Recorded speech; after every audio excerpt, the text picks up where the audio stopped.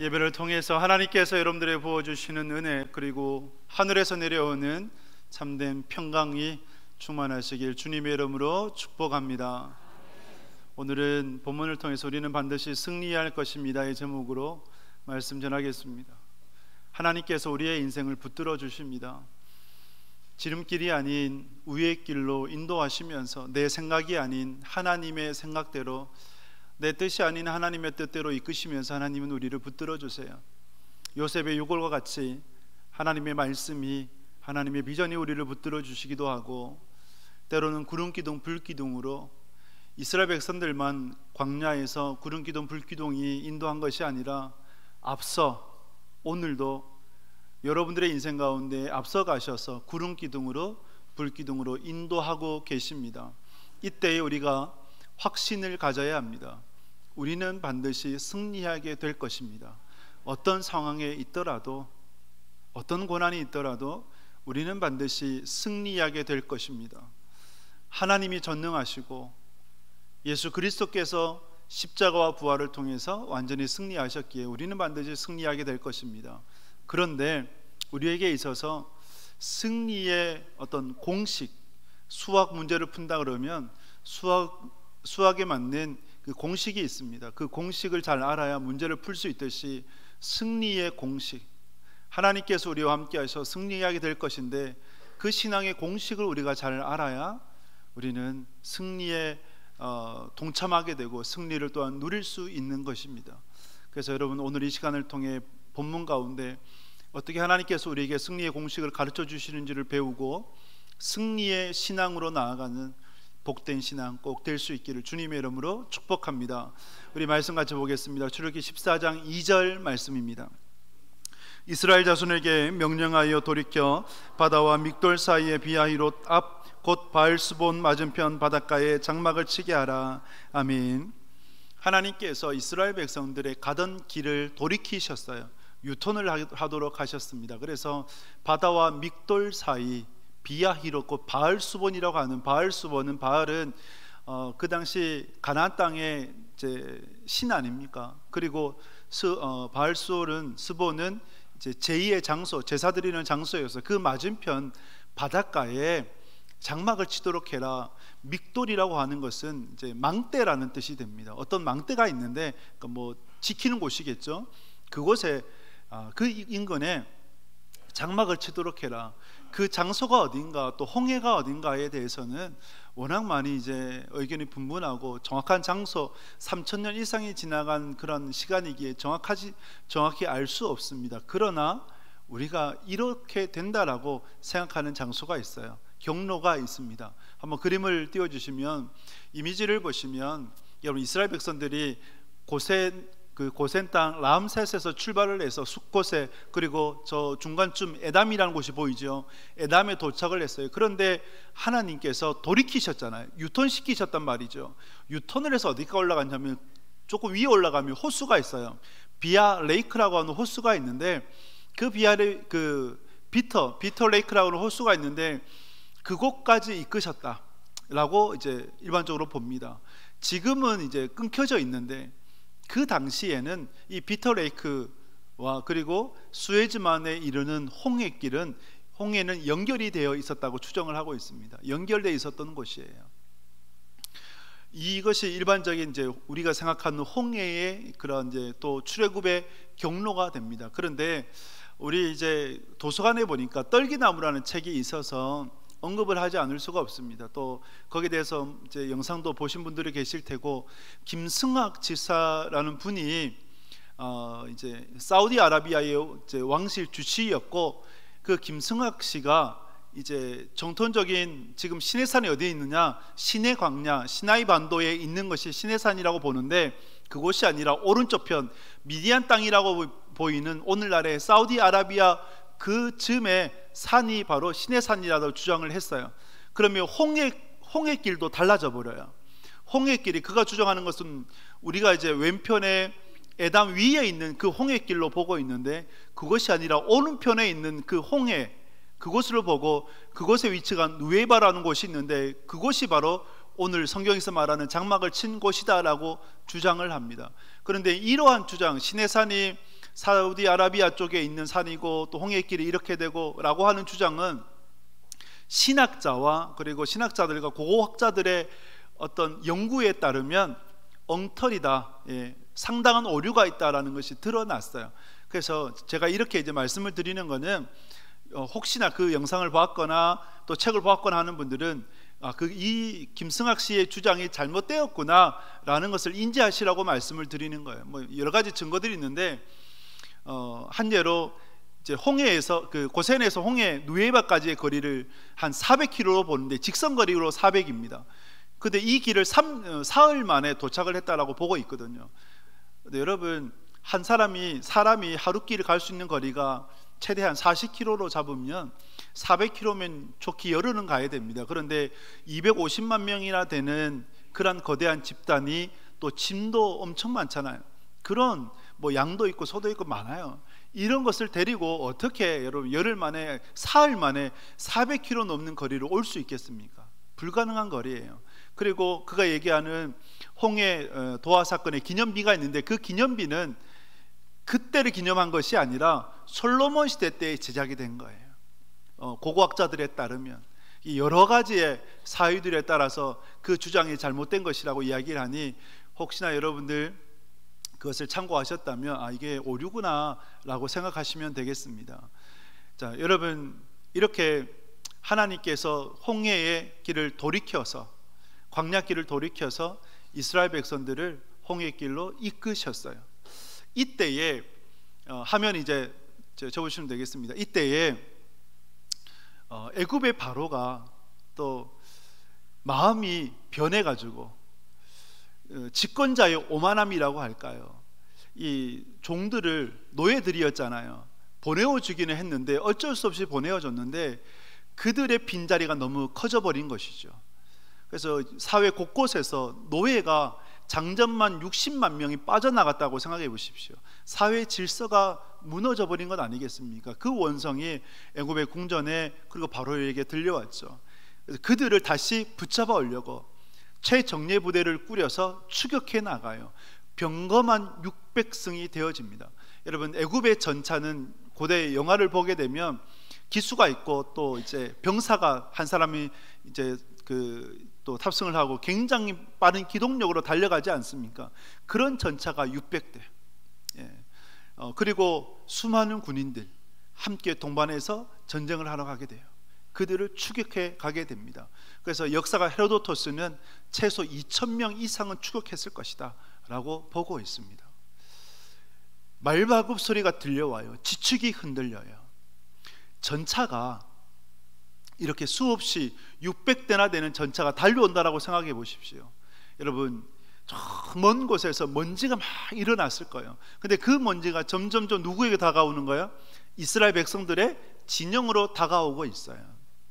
전차가 다가왔을 때 지축이 흔들리는 것은 여러분 오늘날 이제 생각해 보면 전차, 탱크가 지나간다 생각해 보면 바로 앞이 아니더라도 수 킬로 떨어져도 탱크 한 대만 지나가도 땅이 흔들립니다.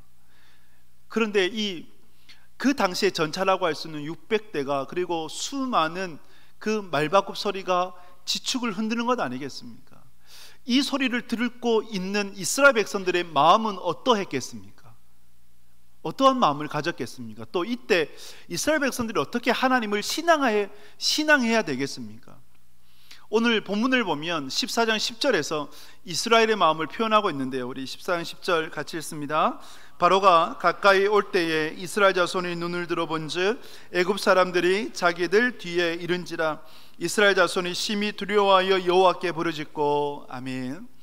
여러분, 여호와께 부르짖었어요. 그런데 이 부르짖었다는 말이 하나님 앞에 기도가 하나님을 의지했다고 아니라 원망하고 절망하고 울부짖었다는 거죠. 왜 우리를 이렇게 인도해서 이곳에서 죽게 만드느냐? 애굽 사람들, 애굽을 섬기다가 죽었으면, 편안히 죽었으면 훨씬 더 좋았을 텐데 왜 가만히 있는 우리를 이끌어내가지고 이렇게 고생을 시키고 이곳에서 죽도록 하느냐? 두려움은 원망의 대상을 찾고 비난의 대상을 찾고 그 비난의 대상은 가까이 있는 사람들, 내 주변에 있는 사람들 향해서 비난의 화살을 쏘게 되죠. 모세를 비난했어요. 그럼 모세를 비난했으면 결국 누구를 비난하는 겁니까?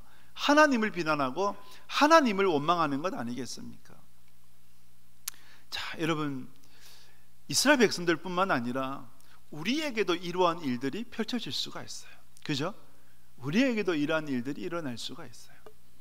예를 들면 홍해의 바다와 같이 앞이 가로막히고 앞으로도 갈 수 없고 뒤에는 애굽의 군대가 추격해오는, 그래서 뒤로도 물러날 수 없는 진퇴양난 사면초가의 상황에 맞닥뜨릴 수가 있어요.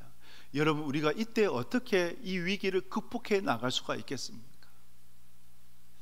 하나님께서 왜 오늘을 살아가는 우리에게 이 홍해 도화 사건, 이 홍해 사건을 보도록 하셨을까요? 제가 이제 인간극장을 한번 봤거든요. 인간극장을 보니까 한 목사님, 이제 부산에서 목회하는 목사님인데 팔남매야.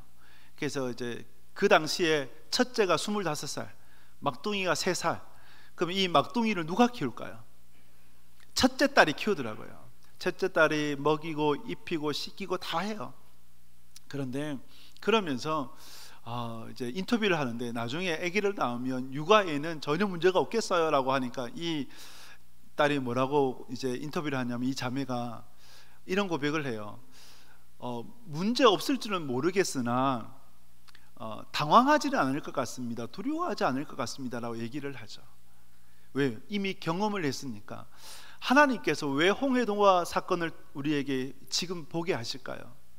예고편인 거예요. 우리의 인생에 홍해와 같은 이런 일이 충분히 이제 일어날 수가 있지 않겠습니까? 그래서 우리는 이 홍해를 보면서, 홍해 도화 사건을 보면서 내 인생에도 이러한 일들이 일어날 수 있다, 예고편이다. 그러면 내게 이런 일이 일어났을 때 나는 이렇게 이겨나가야지, 또 하나님께서 이렇게 해나가셨으니 나는 이렇게 되어야지, 우리는 이것을 배울 수가 있어야 돼요. 그래서 고난을 말씀으로 해석해 나갈 수 있어야 되는 것입니다. 여러분, 이 홍해 도화 사건을 통해서 승리의 공식을 배울 수 있는 여러분 될 수 있기를 주님의 이름으로 축복합니다. 하나님께서 이스라엘 백성들에게 말씀하신 것이 무엇이냐, 어떻게 이 위기를 극복할 수 있느냐, 모세를 통해서 이렇게 말씀하시게 돼요. 출애굽기 14장 15, 16절 말씀 같이 읽겠습니다. 14장 13절 말씀, 13절입니다. 모세가 백성에게 이르되 너희는 두려워하지 말고 가만히 서서 여호와께서 오늘 너희를 위하여 행하시는 구원을 보라. 너희가 오늘 본 애굽 사람을 영원히 다시 보지 아니하리라. 아멘. 모세를 통해 3가지를 명하고 있습니다. 이 명령은 오늘 우리에게 주시는 명령이기도 합니다. 3가지가 뭡니까? 두려워하지 마라, 가만히 서서 가만히 있으라, 그리고 보라라는 것입니다. 여호와께서 어떻게 구원을 행하시는지 보라라는 것이죠. 먼저는 두려워하지 말라고 말씀을 합니다. 두려움은 하나님의 능력을 얼어붙게 만들어 버립니다. 그것이 두려움이에요. 두려움은 우리의 감각을 다 마비시켜 버려요. 그래서 내 앞에 있는 것이 전부인 것처럼, 내 앞에 있는 것이 이 세상의 모든 것인 것처럼 그것만 보이도록 하는 것이 두려움이에요. 그러니 다른 생각을 못하죠. 하나님을 찾을 수가 없어요. 여러분, 육식동물이, 강한 짐승이 초식동물, 약한 짐승을 사냥할 때 이제 갑자기 이렇게 뒤에서 사냥하기도 하지만 공격을 할 때 먼저 어떻게 합니까? 포효하죠. 으르렁거리죠. 으르렁거리면 어떻게 됩니까? 이 초식동물은 사지가 얼어붙어 버리죠. 움직이지 못해요. 그러면 손쉽게 사냥을 할 수가 있죠. 운동을 하다 보면 고수와 하수가 시합을 해요. 그런데 하수가 자기의 실력을 제대로 발휘하지 못하고 그냥 게임에 져버리죠. 왜 그럴까요? 두려움이죠. 내보다 실력이 훨씬 더 월등한데, 이런 생각을 갖게 되면 자신의 실력을 제대로 발휘하지 못하고 마치 발이 땅에 얼어붙은 것처럼 땅이 이제 떨어지지 않는 그런 형국이 되어버리죠. 그러다가 나중에 게임이 거의 다 져가면, 이제 승패가 완전히 기울어지면 그때서야 몸이 풀리고 마음도 풀리고 생각이 풀려가지고 그때서 실력을 발휘하면 어떻습니까? 이미 늦었죠. 늦게 되는 거죠. 이처럼 두려움은 하나님께서 우리에게 주신 능력을 마비시켜 버려요. 더 이상 무엇을 어떻게 할 수 없도록 만들어 버립니다. 그래서 하나님께서 뭐라 말씀하냐? 두려워하지 말라라고 말씀해요. 두려워하지 마라. 근데 두려워하지 마라, 이 단어 하나 안 틀리고 글자 하나 안 틀리고 이 문장이 성경에서 몇 번 나오는지 아십니까? 두려워하지 마라 81번 나와요. 81번 81번이나 성경이 기록이 되어 있어요. 그 중에서 우리가 사랑하는 말씀을 보게 되면 이사야서 41장 10절 말씀 같이 읽겠습니다. 두려워하지 말라, 내가 너와 함께함이라. 놀라지 말라, 나는 내 하나님이 됨이라. 내가 너를 굳세게 하리라. 참으로 너를 도와주리라. 참으로 나의 의로운 오른손으로 너를 붙들리라. 아멘. 두려워하지 마시길 바랍니다. 하나님이 여러분들과 함께 하시기 때문입니다. 할렐루야. 하나님이 여러분들을 도우십니다. 내 힘으로는 이길 수 없죠. 그러나 하나님이 나와 함께 하시기 때문에 우리는 이것을 이겨나갈 수가 있는 것입니다. 홍해와 같은, 바로의 군대와 같은 인생의 험난한 앞에서 마치 낭떠러지와 같이 그렇게 서 있는 그때라 하더라도 여러분 결코 두려워하지 마시기 바랍니다. 그때도 하나님은 여러분들을 붙들고 계십니다. 그때도 하나님은 여러분들과 함께 계십니다. 그 하나님을 의지하시면서 두려움을 떨쳐버리는 여러분 될 수 있기를 주님의 이름으로 축복합니다. 가만히 있으라고 말씀을 해요. 가만히 있는 게 뭘까요? 여러분, 시련과 고난이 닥치면, 절망적인 상황에 부딪히게 되면, 그럼 우리는 어떻게 하냐면 말부터 해요. 그죠? 절망적인 말들을 쏟아내요. 근데 하나님은 가만히 있으라 얘기할 때 be quiet, quiet time, 조용한 시간, 조용한 시간은 내 입술은 닫고 하나님의 말씀을 듣는 큐티 시간이거든요. 그래서 우리는 가만히 있으라는 말씀 앞에 우리의 입술을 닫아야 돼요. 말을 하지 말아야 합니다. 조용히 있어야 돼요. 절망적인 말들을, 비난의 말들을, 원망의 말들을 쏟아내지 마시기 바랍니다. 주로 우리는 내 주변에 있는, 내 가까이 있는 내 남편, 내 아내, 내 자녀, 내 부모님에게 그 절망적인 말들을 쏟아낼 때가 있어요. 특히 부부 싸움할 때 여러분 화난다고 감정적이다 하더라도 여러분 할 말과 하지 말아야 될 말은 구별할 수 있어야 돼요. 그래서 저 같은 경우에는 되도록 말을 안 해요. 만약에 이제 아내와 부딪힌다, 저도 아내와 부딪힐 때가 있어요. 부딪히면 어떻게 합니까? 그냥 입을 닫아버려요. 옆에 있는 사람 속 터지겠지만 그게 오히려 나아요. 나중에 시간이 지나고 감정이 이제 추스려지면 그러면 이제 대화를 하면 되는 거 아니겠습니까?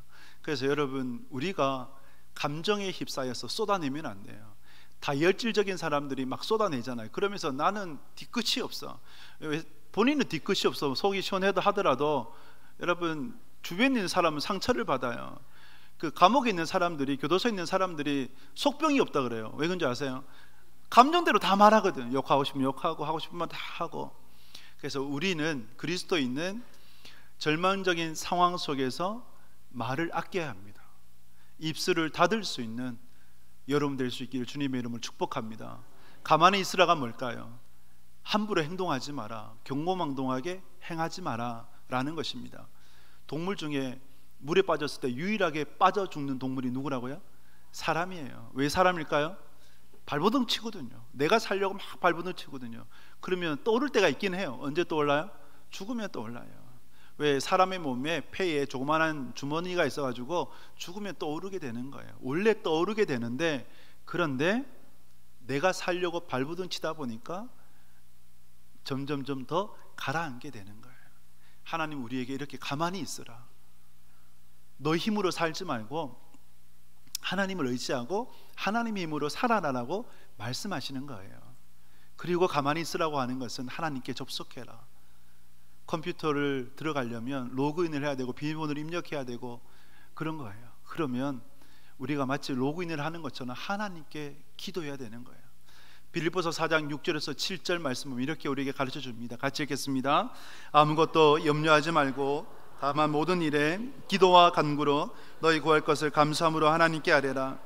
그리하면 모든 지각에 뛰어난 하나님의 평강이 그리스도 예수 안에서 너희 마음과 생각을 지키시리라. 아멘. 여러분들의 모든 염려와 걱정과 근심을 기도의 정으로 바꿀 수 있기를 축복합니다. 감사함으로 기도하십시오. 그리하면 모든 지각에 뛰어난 하나님의 평강이 그리스도 예수 안에서 여러분들의 마음과 생각을 지켜주실 것입니다. 그럼 우리는 승리하게 돼요. 이것이 승리의 공식이에요. 그리고 보는 거예요. 세 가지입니다. 두려워하지 마십시오. 가만히 있으십시오. 입술을, 우리의 행동을 그때 오히려 하나님 앞에 기도하는 시간을 가지십시오. 그리고 보십시오. 하나님께서 어떻게 구원하실지를 보십시오. 시편 46편 10절에 보면 너희는 가만히 있어 주가 하나님 됨을 알지어다.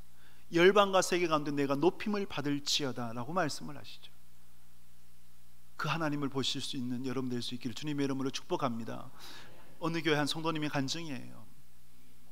이분이 어릴 적에 아버지의 폭력 그리고 가난으로 인해서 어머니가 일찍 집을 나가버렸대요.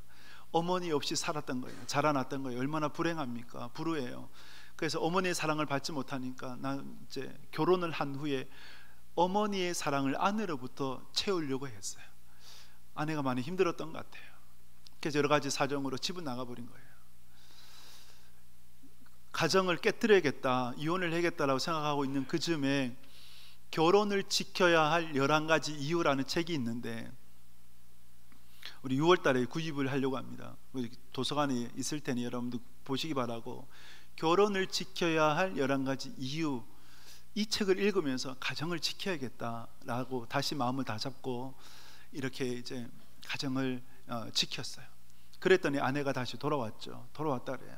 돌아왔는데, 그런데 계속해서 의심이 되고, 그리고 아내를 이제 또 핸드폰을 보거나 문자를 보거나 계속 의심을 하게 되었대요. 그러니까 아내가 얼마나 힘들었겠습니까? 그래서 다시 집을 나갔다 그래요. 그래서 하나님 앞에 너무나 원망이 되었다 그래요. 한 원망도 되고 절망도 되고 내가 어떻게 인생을 살아가야 되겠는가. 그런데 오늘 이 말씀, 홍해도화 사건을 보면서 가만히 있으라 말씀하시는데, 그럼 내가 어떻게 가만히 있어야 될까? 가만히 있는다. 그분이 적용한 것은 뭐냐면 예배 드린다, 그리고 신앙 공동체, 믿음 공동체는 그냥 가만히 있는다, 이렇게 적용을 했어요. 그랬더니 한 1년 2년 지나서 아내가 실제로 집으로 돌아오게 되고, 그러면서 그 과정 속에서 뭐가 발견되었냐면 자기의 죄가 발견되었더래요. 이 남자의 죄가. 어머니를 대신해서 아내의 사랑을 대체로 했던, 대신 찾으려고 했던 그것이 아내를 향한 집착이 되고, 그리고 아내를 옥죄이는 여러 가지의 죄된 모습들을 보면서 회개했다 그래요. 그런 과정 속에서 아내도 더 하나님을 찾게 되었겠죠. 가정이 하나님 안에서 다시 평강을 다시 얻게 되었다라는 그 간증이었어요. 이 간증을 들으면서 과연 가만히 있는다는 것이 무엇인가 라는 그 질문을 던지게 되지요. 여러분, 가만히 있는 것은 하나님 안에서, 믿음의 공동체 안에서 하나님을 붙들며 의지하며 살아가는 그 신앙인 줄 믿습니다. 여러분들 안에 가만히 있을 수 있는 신앙이 있기를 주님의 이름으로 축복합니다. 여러분, 하나님은 우리가 확신을 가져야 돼요. 반드시 하나님의 사람들을 도우세요. 할렐루야. 하나님의 백성들을 도우십니다. 이 확신을 우리가 가져야 돼요. 하나님께서 이스라엘 백성들을 어떻게 도우셨는가를 보게 되면 15절 16절 말씀 우리 함께 같이 읽겠습니다. 여호와께서 모세에게 이르시되 너는 어찌하여 내게 부르짖느냐? 이스라엘 자손에게 명령하여 앞으로 나가게 하고 지팡이를 들고 손을 바다 위로 내밀어 그것이 갈라지게 하라. 이스라엘 자손이 바다 가운데서 마른 땅으로 행하리라. 아멘. 여러분, 오늘 이 말씀을 보면 어떤 때는 가만히 있으라 하고 이제는 또 뭐라 얘기합니까? 말씀합니까? 앞으로 나가라 라고 말씀을 하더라고요. 그래서 하나님의 말씀은, 하나님의 때는 방법이 있고, 그리고 하나님의 스케줄이 있어요.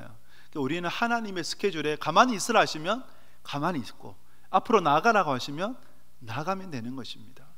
이것이 신앙이죠. 그리고 이렇게 할 때에 신앙의 아주 중요한 원리를 오늘 본문을 통해서 이렇게 가르쳐줘요. 이스라엘 백성들이 홍해의 길이 갈라졌을 때 앞으로 나아갔겠습니까? 나아간 후에 홍해가 갈라졌겠습니까? 나아간 후에 홍해가 갈라져요. 이것이 아주 중요하죠. 이것이 우리가 하나님을 신앙하는 원리가 되는 거예요. 15절에 보면 앞으로 나아가게 하고, 그러니까 앞으로 나가게 한다고 하는 것이 지금 바닷가 근처에 장막을 쳤단 말이죠. 장막을 쳤으니 이제 나아가려면 이 장막을 다 걷고 또 샘비분을 다 정리하고, 여러분 이삿짐을 싸는데 금방 싸는 게 아니잖아요. 시간이 걸리잖아요. 그래서 선포하는 거죠. 우리가 이 홍해를 건넙니다. 다 정리하십시오. 모세가 선포를 먼저 한 거예요. 그리고 모세가 손을 내밀어 갈라지도록 나간 거죠. 그래서 시작은 보이지 않을 때, 갈라지지 않았음에도 갈라질 것이라는 믿음 가운데 다 정리하고 앞으로 향했던 이스라엘 백성들인 거죠. 그래서 여러분, 믿음이 뭐냐라고 정의를 내려보면 믿음은 보이지 않아도 갈 수 있는 것이 믿음이라는 거예요. 노아가 하나님께서 방주를 만들어라 명하셨을 때에 여러분 보이질 않았어요. 노아의 때에는 비를 보지를 못했어요. 왜? 샘에서 터뜨려 주셨거든요. 비를 보지 못해요. 그리고 노아는 바닷가와 수십 킬로 떨어진 곳에 살았어요. 방주를 만든다고 한들 어떻게 방주를 바다에 띄울 것이겠습니까? 그리고 여러분, 이 방주를 어디에 만들었습니까? 산 꼭대기에 만들었거든요. 꼭대기에. 여러분, 이 근처에 산만 올라가도 신불산, 제가 얼마 전에 이파산에 가봤는데 힘들더라고요. 거기 잠시 오르는 것도 힘든데 매일매일 몇 년 동안요? 120년 동안 올라가지고 방주를 만들었다는 생각해 보십시오. 엄청 힘들어요. 근데 노아는 전적으로 순종해요. 그 순종이 노아를 향해서 의인이요 완전한 자라고 말씀하게 한 거죠. 아브라함은 보여서 갈대아 우르에 있을 때 가나안 땅으로 간 게 아니에요. 믿음으로 순종했어요. 하나님께서 이삭을 제물로 바치라고 명했을 때 번제물이 보여서 이삭을 바칠 수 있었던 것이 아니라 순종하니까, 번제물로 드리니까 하나님께서 순양을 데려앉혀서 숯불에 걸리도록 만들어 놓으신 거예요. 이것이 믿음입니다. 믿음으로 살아가는 여러분 될 수 있기를 주님의 이름으로 축복합니다. 그래서 저는 이 찬양을 좋아해요. 여러분, 나는 믿네라는 이 찬양이 있는데, 시간이 좀 같이 부르려고 했는데 시간이 지나가서 없어서 부르지 못하겠고, 이 찬양을 보게 되면 여러분, 찬양의 가사 가운데 내 앞에 있는 바다가 갈라지지 않으면 하나님께서 갈라지게 하실 것이고, 근데 갈라지지 않으면 어떻게 된다고요? 나로 바다 위 걷게 하리. 할렐루야.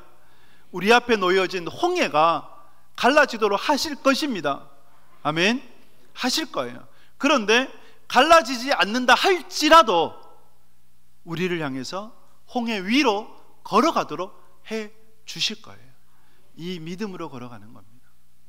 하나님이 이스라엘 백성들을 어떻게 도우셨는가 본문을 통해서 보게 되면 21절 말씀 볼까요? 14장 21절 같이 읽겠습니다.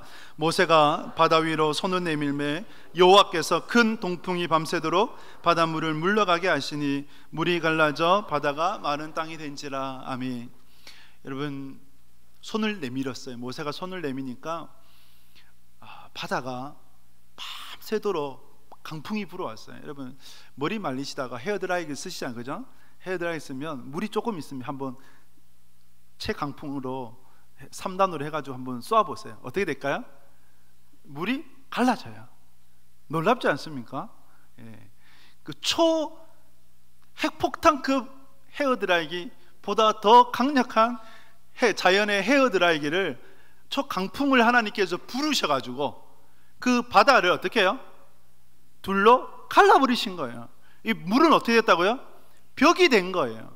여러분, 그 수족관 가보셨습니까? 뭐 제가 가본 곳이라고 하는 건 뭐 서울에 코엑스 있는 또 저기 어디 제주도에 아쿠아레스 있더라고요. 아쿠아네 가보니까 전면에 엄청 큰 이제 뭐 수족관이 있어요. 뭐 큰 물고기도 있고 사람도 들어가 있고 막 이렇게 있는데 그것과 비교되지 않는 자연의 수족관. 그 고래도 있지 않을까요? 예, 상어도 있고 크고 작은 물고기들이 눈앞에 바로 보이는 것 아니겠어요? 이러한 절벽이 수족관 되어서 서 있어 버린 거예요. 그리고 250만 명이 그 홍해를 건너려면 밤사이에 다 건너야 되잖아요. 얼마나 넓어야 될까요? 그래서 학자가 얘기하기를 그 오열로 설 때 한열에 한 5천 명이 서야 250만 명이 밤새 지나갈 수 있다. 그리고 5천 명이 서려면 고속도로로 보면 왕복 48차선은 돼야 된다. 뭐 이렇게도 주장을 해요. 왕복 48차선에 고속도로를 하나님께서 만들어 주신 거예요. 안 믿기죠? 안 믿기는데 실제로 하나님께서 그렇게 만들어 주신 거예요. 자, 근데 더 중요한 것이 있어요. 여러분들은 이제 여기 울산에 사시니까 동해 바다는 뻘이 없잖아요. 서해 가보면 뭐가 있어요? 뻘이 있어요. 물이 빠지면 뻘이에요. 발 한 발자국도 제대로 못 디뎌요. 진짜 뻘에 들어가 보면. 그런데 지금 이스라엘 백성들이 놓여진 홍해는 어떤 땅일까요? 물이 빠졌다 할지라도 뭐예요? 뻘이에요. 들어가면 그냥 쑥 들어가 버려요. 오히려 사람 키보다도 더 깊이 들어갈 수도 있어요. 그런 곳을 하나님이 어떻게 만드셨다고요? 마른 땅으로 만드셨다고 하는 거예요. 할렐루야. 마른 땅으로 하나님께서 만들어 주셨다고 하는 거예요. 하나님의 사랑이요 배려가 되는 것이죠. 이렇게 이스라엘 백성들이 상상하지 못하는, 생각하지 못하는 방법으로 홍해를 건너도록 하신 것이죠. 그러면 후미에 쫓아오던 그 애굽 군대는 어떻게 되었을까요? 애굽 군대가 이스라엘 백성들의 후미로 쫓아왔어요. 그들도 이제 홍해 안으로 들어왔지 않겠습니까? 들어온 거죠. 들어왔는데 다시 모세가 손을 내미니까 어떻게 되어버렸어요? 물이, 절벽이 되었던 물이 그들을 덮치게 되고, 그 말씀에 보면 엎으셨다라고 되어 있는데, 그래서 여러분 그 15장의 그 미리암과 모세의 이제 이 홍해 도화 사건의 찬양을 보게 되면 우리가 이제 찬양도 많이 부르죠. 말과 그 탄자를 이제 던지셨도다라는 찬양을 우리가 많이 부르는데, 말과 그 탄자를 던지셨도다. 이 스웨즈만, 홍해를 건넜던 스웨즈만의 평균 수심을 약간 200m로 보고 있습니다. 수심이 200m라고 그런 것은 높이가 200m라는 거예요. 엄청난 높이 아니겠어요? 그곳에 엎으셨다, 던져버리셨다고 하는 거예요. 애굽의 군대를 올라오려고 하면 어떻게 해요? 던져버리신 거예요. 그래서 다 수장되도록 하신 거죠. 이렇게 하나님은 도우셨어요. 할렐루야. 여러분, 하나님은 이렇게 우리가 생각하지 못하는, 상상하지 못하는 방법으로 하나님의 사람들을 도우십니다. 우리는 이 확신을 놓치면 안 돼요. 하나님이 반드시 나를 도우실 것이다. 이 믿음 가운데 살아가야 되는 것입니다. 그래서 여러분, 나의 가장 어두운 때는 하나님의 광명의 때와 맞닿아 있는 거예요. 내가 정말 고통스러운 그때가 오히려 하나님이 역사하실 때이죠. 그래서 나의 약함을 통해 하나님의 강함이 드러나고, 내가 약한 그때에 하나님의 은혜가 더욱더 은혜되는 것 아니겠습니까? 그래서 여러분, 인생의 낭떠러지에 몰려있다라고 여기는 그때에 여전히 하나님이 여러분들을 붙들고 계시고, 여전히 하나님이 여러분들을 도우시고, 여전히 하나님이 여러분들을 인도하고 계신다는 이 확신만큼은 놓치지 않고 하나님을 의지하며 살아가는 복된 인생 될 수 있기를 주님의 이름으로 축복합니다. 우리는 이 홍해 도화 사건을 보면서 왜라는 질문을 던질 수 있어야 됩니다. 왜일까요? 왜 하나님께서 이렇게 이끄셨을까요? 오늘 말씀 14장 2절에서 하나님이 돌이키셨다 그랬거든요. 원래 쭉 내려가는 길이었는데 내려가다가 돌이켜서 에담에서 다시 위쪽으로 비터 레이크라고 하는 호수 쪽으로 하나님께서 방향을 유턴시키셨어요. 왜 하나님이 그렇게 유턴을 시키셨을까요? 왜 돌이키도록 하셨을까요? 하나님이 왜 내 인생에 지름길이 아닌 우회 길로 인도하시고, 왜 내 인생에 이렇게 유턴하게 하시고 쉬도록 하시고 멈추도록 하시고 때로는 시련과 고난을 허락하시는 걸까요? 오늘 말씀을 보면 두 가지 이유 때문이에요. 하나님의 영광이었고 하나님을 아는 것이었어요. 영광과 알미였다는 것이죠. 하나님의 영광을 보기 위해서, 그리고 하나님을 알도록 하기 위해서. 마지막 말씀, 우리 14장 31절 말씀 보도록 하겠습니다. 14장 31절 같이 읽습니다. 이스라엘이 여호와께서 애굽 사람들에 행하신 큰 능력을 보았으므로 백성이 여호와를 경외하며 여호와와 그의 종 모세를 믿었더라. 아멘. 여러분, 하나님께서 행하신 큰 능력을 이스라엘 백성들이 보았어요. 그것을 보며 영광을 보게 되었고, 그 영광을 통해서 하나님을 알게 되었고, 하나님을 알게 되니 하나님을 경외하게 된 거예요. 또 여기에서 용도자였던 모세의 말을 믿게 되었어요. 아, 모세의 말이 진리이구나. 하나님께서 모세를 세우셨구나. 모세의 이 영적인 권위가 세워져야 출애굽이 가능한 거 아니겠어요? 광야길로 나갈 수 있는 것 아니겠습니까? 그래서 여러분, 하나님께서 왜 홍해 도화 사건으로 이끌어 주셨는가 할 때에 하나님의 영광을 보기 위함이고 하나님을 알도록 하기 위함이라는 것을 여러분들이 기억하시면서, 하나님께서 여러분들의 인생 가운데 이끄실 때 하나님의 뜻이 있고 목적이 있고 계획이 있다는 것을 기억하시고 그 하나님의 이끄심에 전적으로 순종할 수 있는 여러분 될 수 있기를 축복합니다. 앤드류 머레이가 이런 말을 남겼어요. 예수 그리스도를 믿는 순간 우리는 순종의 학교에 입학하게 된 것이다. 그래서 우리는 순종의 레슨을 받아야 된다. 우리는 순종의 학교에 입학한 거예요. 그래서 우리는 순종의 레슨을 받아야 됩니다. 순종하시며 네 알겠습니다, 주님 말씀하옵소서, 듣겠습니다라는 고백으로 나아가는 여러분 될 수 있기를 주님의 이름으로 축복합니다. 말씀 맺습니다. 여러분, 우리는 반드시 승리하게 될 것입니다. 승리의 공식을 우리에게 가르쳐 주셨어요. 승리의 공식이 뭡니까? 두려워하지 마라, 가만히 서 있으라, 보라라는 거예요. 두려움을 믿음으로 떨쳐버릴 수 있기를 축복합니다. 가만히 있으십시오. 부정적인 말씀하지 마십시오. 경고망동 섣불리 행동하지 마십시오. 오히려 그때 하나님 앞에 엎드려 기도하고, 그래서 기도보다 성령보다 앞서지 않는 여러분 될 수 있기를 바라고, 그리고 하나님께서 여러분들을 통해서 어떻게 행하실지 보시고 그 하나님을 경외하고 하나님 안에서 살아가기를 힘쓰는 여러분들 다 되실 수 있기를 주님의 이름으로 축복합니다.